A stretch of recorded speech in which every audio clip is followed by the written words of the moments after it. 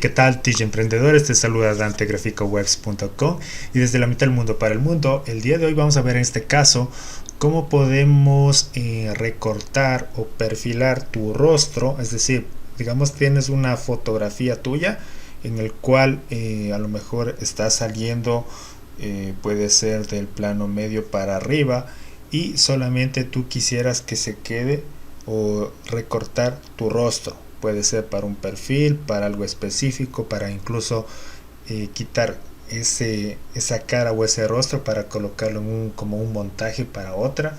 Entonces, bueno, eso sería otra cosa ya un poco más avanzado, pero independiente del caso, aquí te voy a indicar cómo lo hacemos, ¿sí? Para eso nos vamos a irnos a esta página de aquí y nos vamos a esta página que dice cutout.pro/es. Ahí está, como lo puedes ver, ¿sí?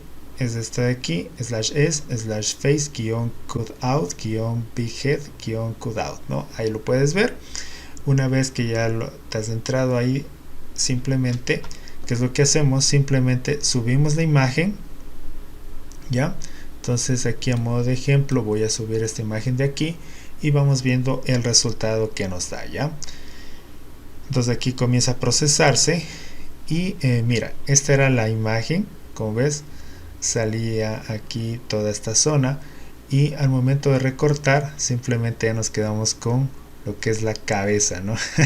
El rostro así, y simplemente damos clic en descargar y listo, ya tenemos esa imagen quitada del fondo, y puedes utilizar esta cabeza o este rostro para colocar en otra parte, en otro lado, y listo, ¿no? Si queremos revisar el resultado, simplemente damos clic ahí y vamos viendo, ¿no? Entonces ves, ahí ya tenemos el rostro que hemos conseguido, y de esta forma fácil, rápida y sencilla puedes recortar tus rostros o cabezas o tu cara con unos simples clics, ¿ya? Así que sin más, desde graficowebs.com será hasta un siguiente video. Éxitos, bye bye.